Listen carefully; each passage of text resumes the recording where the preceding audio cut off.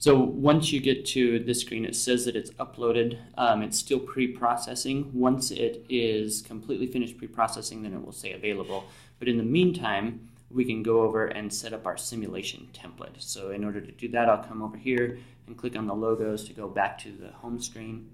And then to set up the simulation template, this is what you're going to run your simulation from. You just come over here, click on the plus button. Now we've got two options here that you can run. You can either run assumed strain simulation or scan pattern simulation.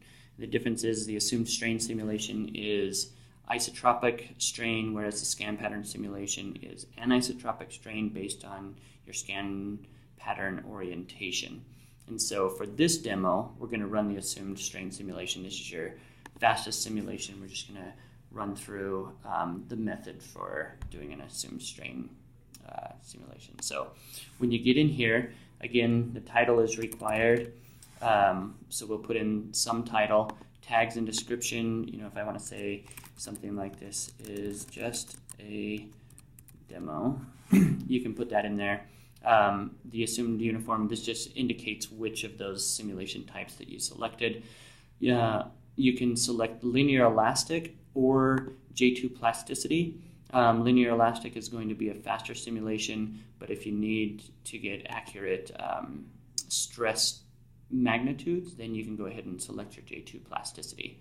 The geometry type, we're going to leave that as a part. Then you'll come down here and select the material. And for this one, let's go ahead and choose Inconel 718.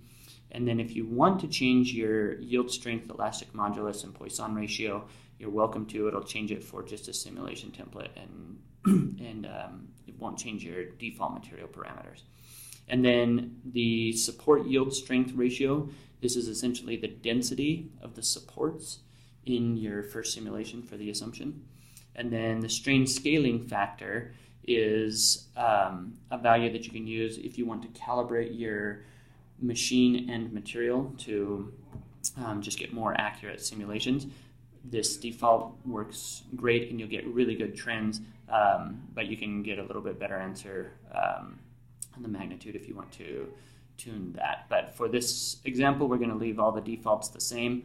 Minimum overhang angle is defaulted to 45 degrees, and this is measured from the surface of the build bed up to the point where you intersect the part, and it's that angle. So anything below that will get supported. Anything over that will not be supported.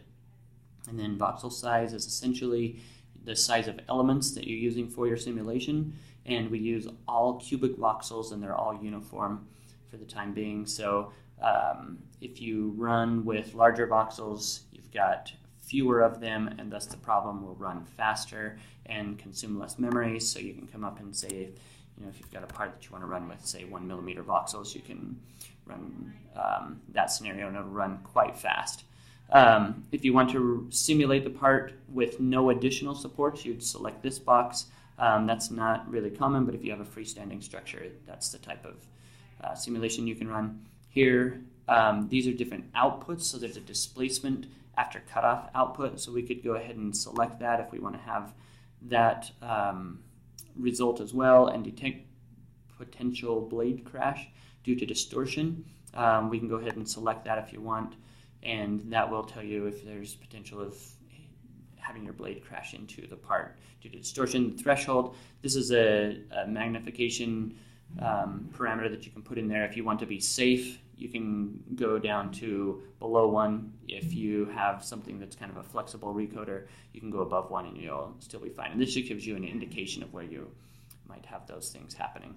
And then this next box is your support factor of safety, where you get to choose on the output supports the magnitude of the stress that's going to be put into your parts.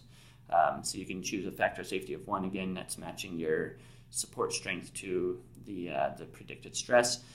And then you've got some more support parameters that you can go in and mess around with. They're fairly descriptive. Your maximum wall spacing on your supports, your minimum support height. So this is how high it lifts the part off of the base plate to simulate. And then for thick wall supports, which are an output that you get out of the simulation, then you can have your minimum and maximum wall thicknesses for that.